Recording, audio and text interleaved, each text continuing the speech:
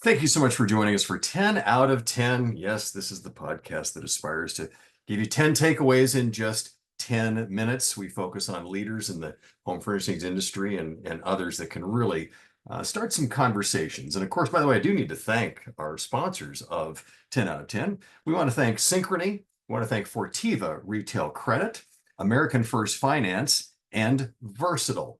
Now, this group is together because they create a unified platform that, thanks to Versatile's technology, it connects Synchrony for those prime promotional offers, Fortiva for second look financing and payment options from American First Finance so that customers can get a quick yes in store or online. And we know how important that is. My guest today is Rob Petrosino of Peak Activity. He's a digital innovation and emerging technologies expert, as is Peak Activity. So, Rob, first and foremost, thank you for joining us. I appreciate it. You're a first timer, so you got to know that I literally sit here and I put the stopwatch on and we start the 10 minutes right now. Rob, I had the Beautiful. pleasure of interacting with you at the HFA Summit just in the last couple of weeks. And there was something you said that for me, I refer to as a stunner. It just stopped me in my tracks. And this is what you offered. You said data shows that 78% of team members are bringing their own AI into the workplace. Now, to me, as a former CEO, that is scary stuff, and I see risk. Would you talk a little bit about, first of all, why that's so high, why that's happening, and then let's get into a little bit about ways to manage around these concerns that somebody like me has. Yeah, you should be scared. It's okay to be scared about this because it's not just one aspect that you should be worried about. It's not just your own PII of the company or your customers or anything along those lines. It's also what the organization could be doing that you don't have any control over, right? The person that's getting this information, what are they going to do with it, right? So there is a little bit of uneasiness that should happen there, whether it's your own intellectual property or personally identifiable information. It's a scary thing. You should be scared.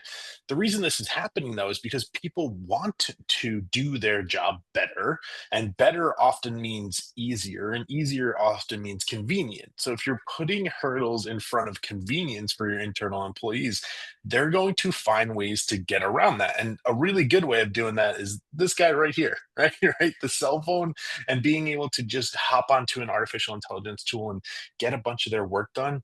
They're going to do that. So there is an innate need or desire to be more efficient. And that efficiency comes from the individual contributor, and that could be at the expense of the organization. Is this a symptom, do you think, of the fact that there's just a lot of companies that aren't actively embracing AI or at least getting their arms around what this means for their business? Yeah, I think that there's two big issues there. There's the organizations that are just wholeheartedly, no, don't use this. It's bad. It's scary. We don't want any desire to do it. And then there's the other ones that have been like, no, use this specific artificial intelligence that we've locked down to the point that it's really useless, or the implementation from a vendor doesn't really work within their system. So there's no value. So immediately a human is going to circumvent those and get around and find a way to use the tool that actually makes their life easier. So let's try to help folks here in how to manage that. So I know companies that have basically said we're only allowing you to use allowing you to use these sanctioned AI tools. So you're saying first and foremost they better be good tools. So you can't just sort of check that box and move on. So let's talk about that first of all. So you got to make sure it's something that they can connect with and that makes sense for the business first and foremost. Yeah. Yeah, 100%. So it's not the tool that is good or bad, but it's the technique related to implementing it. Meaning, did you talk to the people that are going to use it? Do they know how they should use it? Do they have a level of AI literacy on your tool that you're bringing in? Sometimes it's not the matter of the tool, but it's the technique on how you give it to those users to drive adoption and make sure they're not churning to a model that or a tool that's outside of your ecosystem. So if I'm running a business right now or own a business, how do I incentivize my team to use the AI tools that I want them to use and not bring stuff from the outside that I've got no insight in? Yeah, so great question. Number one is have a conversation with the people that are using the tool and let them be frustrated and share those frustrations. Okay. Most Okay. people, when they share that frustration, those are just areas of opportunity. Hey, it doesn't work in this area. I really need to do this. Hey, it doesn't work here. I really want it to be able to do Y. The reports are bad. The numbers are this or that. That expressing of concern and frustration is going to one alleviate them from being, harboring these feelings about the tool, and allow you to craft really unique techniques and really unique experiences for the user so that they actually get value. So taking in that feedback and then building a strategy about how to implement that feedback in a meaningful way for the user. And that's really layer one, is like having transparent and open conversations with people. Do you think, and this is a loaded question, do you think that CEOs are a big part of the problem? Because one of the things in your talk is you talked about how most CEOs feel that their teams are unprepared for integrating into AI. Now that sounds like that's pointing the finger at the teams, but I'm also thinking there's got to be a level of self-awareness there of the CEO and the leader of the company. Yeah, I think it's not the CEO's fault. This technology is moving at a breakneck speed where even someone like me, who's engrossed in it every single moment of every day, misses things. So it's very hard to skip and just hit the white caps of the waves and know everything that's going on. It also doesn't help when you're forcing down AI usage across the whole organization and not hearing the bottom up use cases that are happening. It has to be a bi-directional street between the two.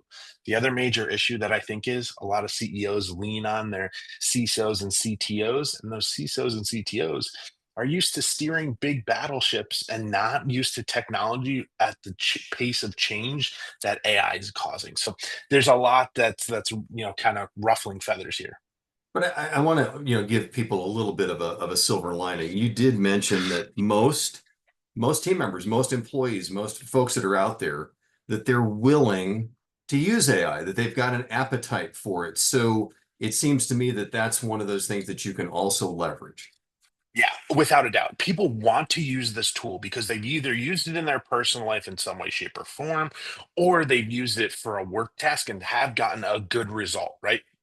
We're seeing that momentum of, oh, this actually makes a lot of sense, right? And the reason it makes a lot of sense is because the ease of access for individual users is so low.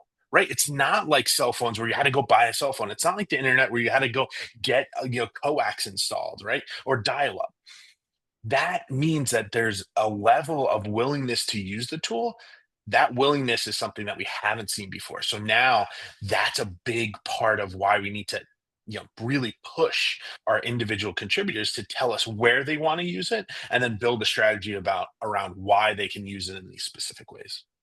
And it's interesting. One thing that you talked about, and a lot of people focus so much on AI when it comes to customer facing situations, and Mhm. and you really focus a lot on what this means for the back room of companies. And you had a great statistic. You said that like 9 out of 10 organizations don't feel like they're seeing measurable P&L impact from AI. Is that a misperception? Is it driving or can it be driving your P&L more than a lot of companies think it can? Yeah, I think a lot of times we always hyper fixate on using a new technology to drive revenue for the organization. And usually that revenue is external to us. Right. And that's really where the wild, wild west is when it comes to artificial intelligence. Oh, I'll just throw a chatbot on, or I'll revamp my customer service to be a whole AI team. And those aren't always the best implementations of the AI, right? Of the tool itself. In the internal side, you can drive optimization of workforce. You can put humans on tasks that they should be on and reduce some of the work that an AI can do. And now you're actually in a more controllable environment, number one. And two, you have the ability to learn how AI is going to work itself within the organization and then expose that to external users that are potential customers or current customers.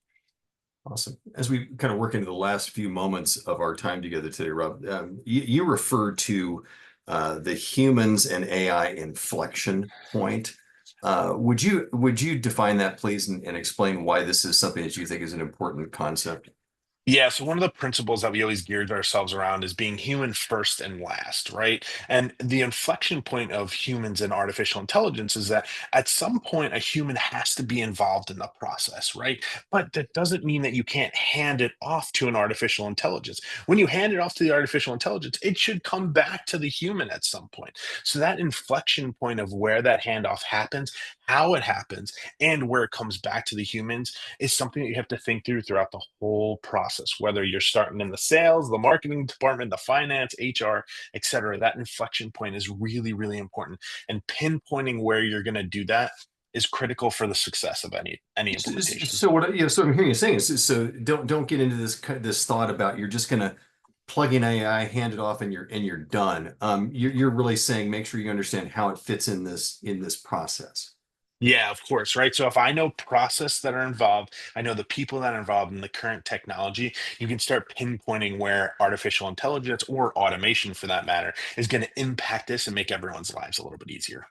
Well, Rob, believe it or not, that's our 10 minutes. We never try to answer all the questions here, but certainly you bring up a lot of things that I think that anybody listening to this that's running a business needs to think about and step back and embrace, because this is not something that's coming down the road.